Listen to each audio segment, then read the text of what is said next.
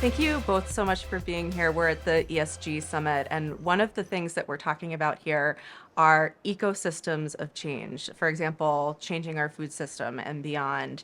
Can you give a little bit of context for why we're trying to do that and why now? Yeah, absolutely.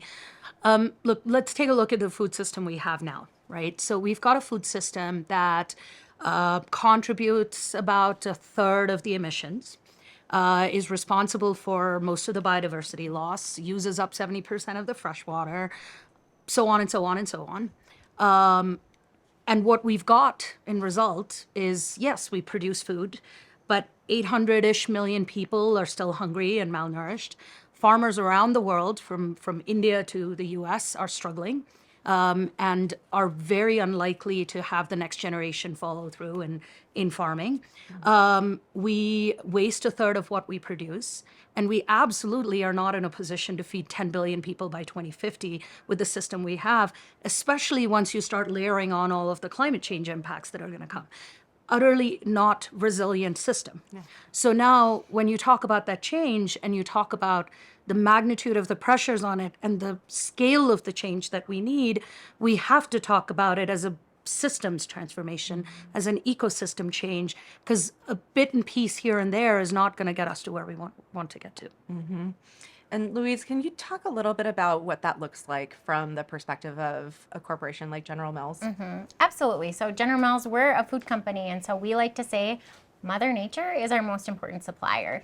And so for us, the restoration and regeneration of the natural resources that we depend on to make food the world loves is really a core component of our strategy as a company.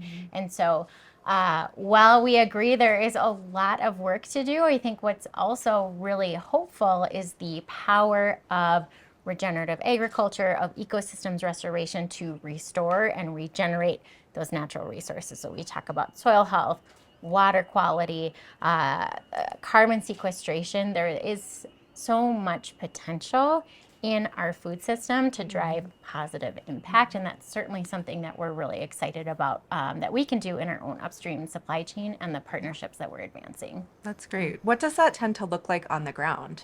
Yeah, well, for us, it's always first and foremost rooted in context.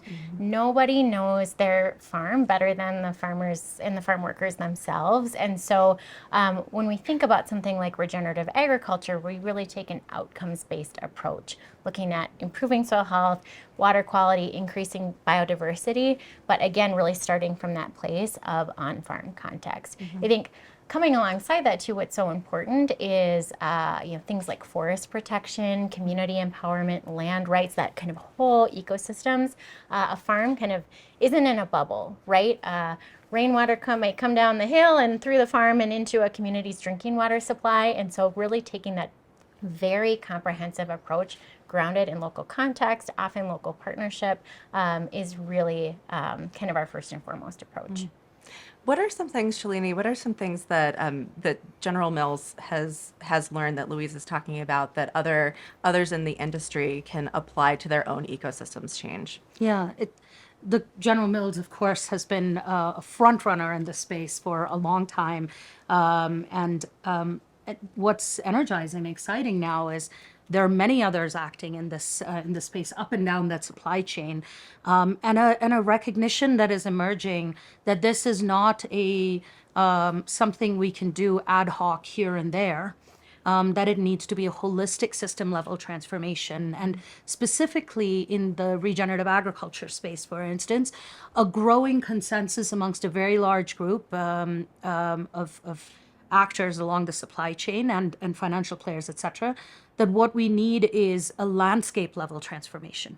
And a landscape level transformation is different than just a farm level conversion, which is, it's saying we've got to look at that landscape holistically. We've got to put, it's about the farmer at the center, but it's about that entire area, its whole natural assets, and what is that transition going to look like? So it's really energizing to see many of these initiatives come together. One that I'm particularly energized about is one that was launched at COP28. It's led by the COP28 presidency, the UN high-level champions, WBCSD and BCG, and convened and brought together now 30 plus organizations.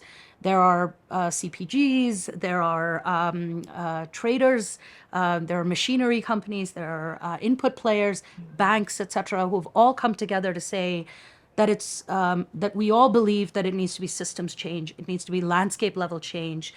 This is called the Action Agenda on Regenerative Landscapes. And they are starting to share data with each other and saying, here's where I am, and I'm working with these folks. Are you around in the same place? Could we combine resources?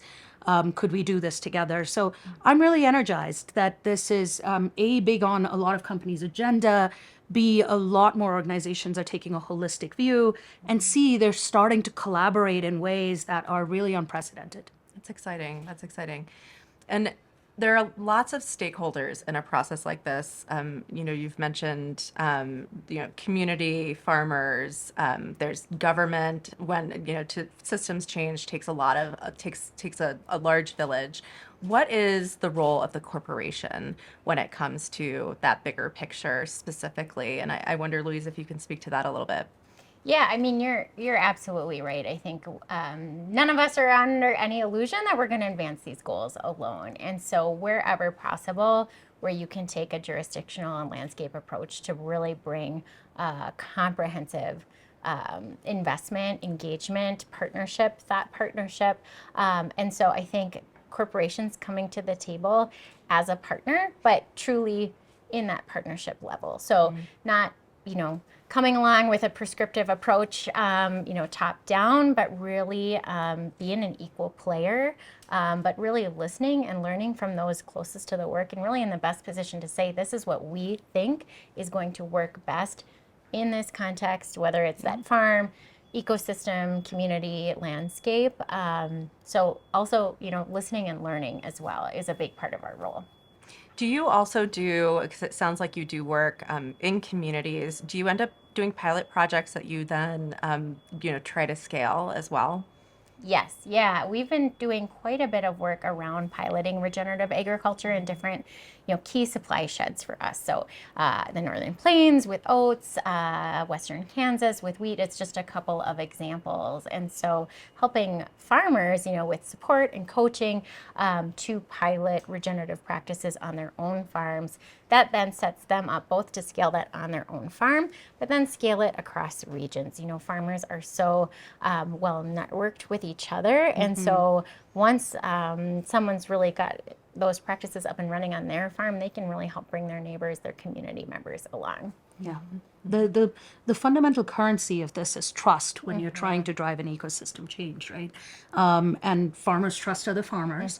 And going back to your question on the role of the corporate, it's also to strengthen that bond all the way down to the farm, the farmers, the farm workers, etc. And that currency of trust is the single most important thing to be able to achieve a large-scale transformation and to get from pilot to scale.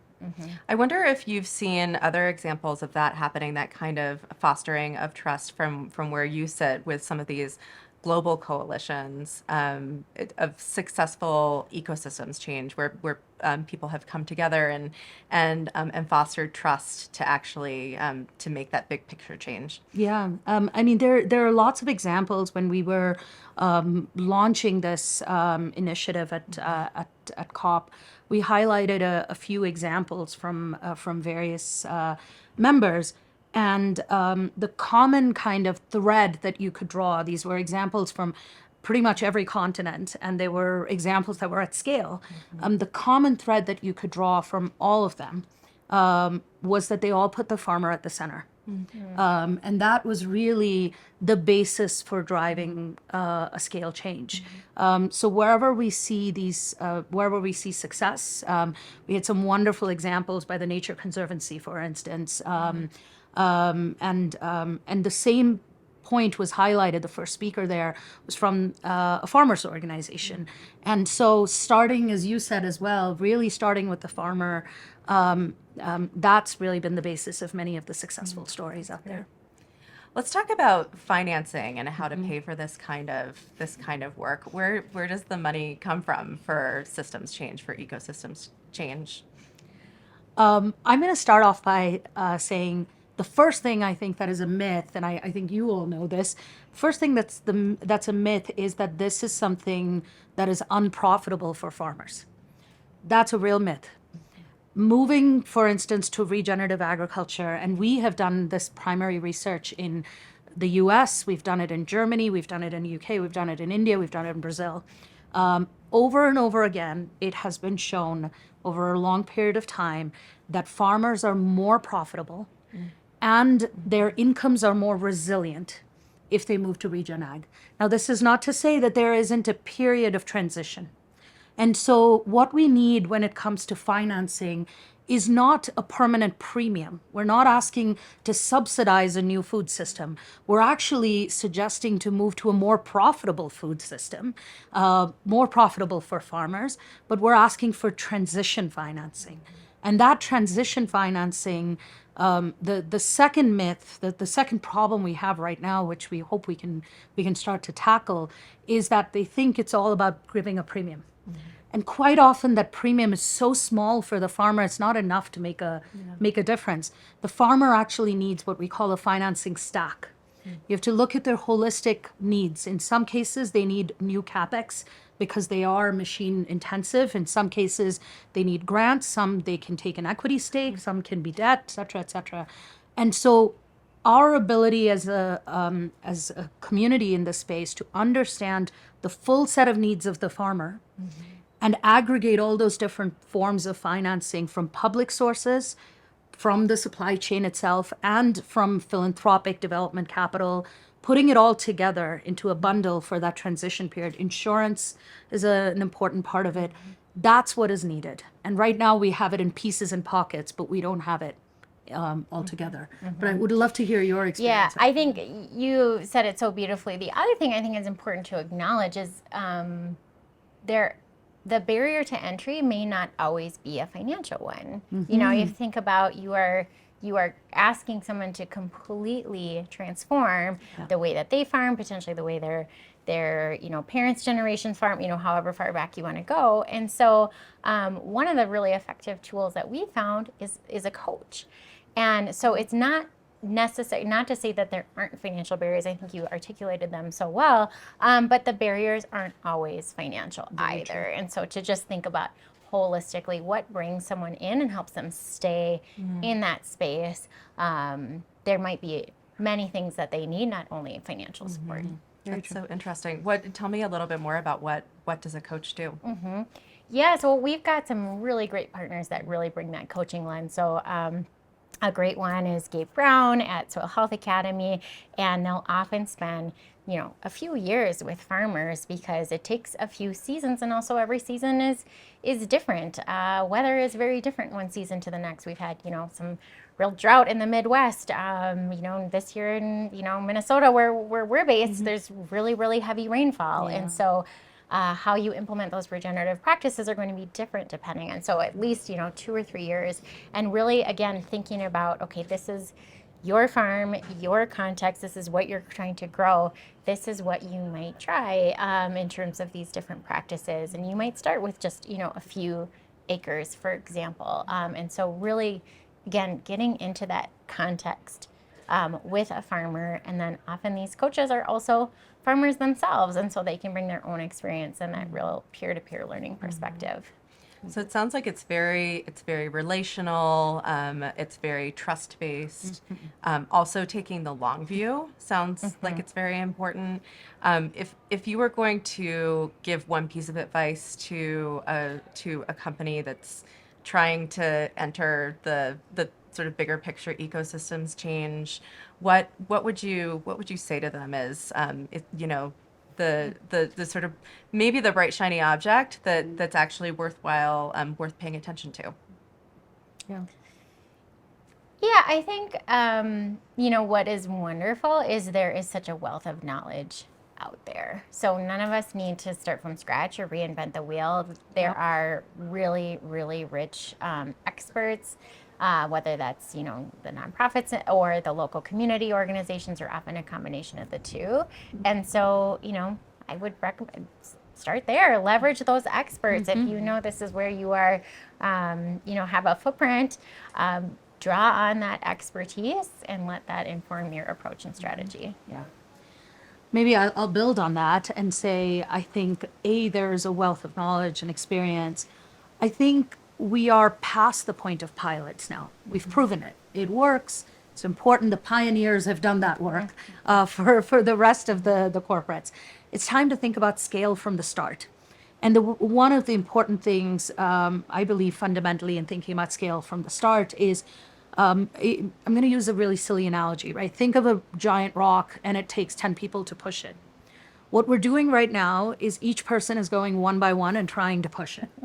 There's a CPG consumer company that goes and does it, and then the retailer goes and tries a nudge, and then there's another program running here, another one. We found in our research in the Midwest that farmers were getting 3 to 4 touch points a week with conflicting information, and they're really tired of hearing lots of different pieces. Coordination, figuring out a way to work on it together, all 10 pushing with a plan in the same direction in a single landscape is really important, and it's hard. It is not how corporations typically work. You have your own teams and so on, and working across, not just to set commitments, but to implement together is really hard. It's a new muscle. And that is what is the challenge I would give out to corporations that want to do systems level change, is to build that muscle. That's great. Well, thank you both for chatting today. I really appreciate it. Thank you. Thank you. For the time. Okay.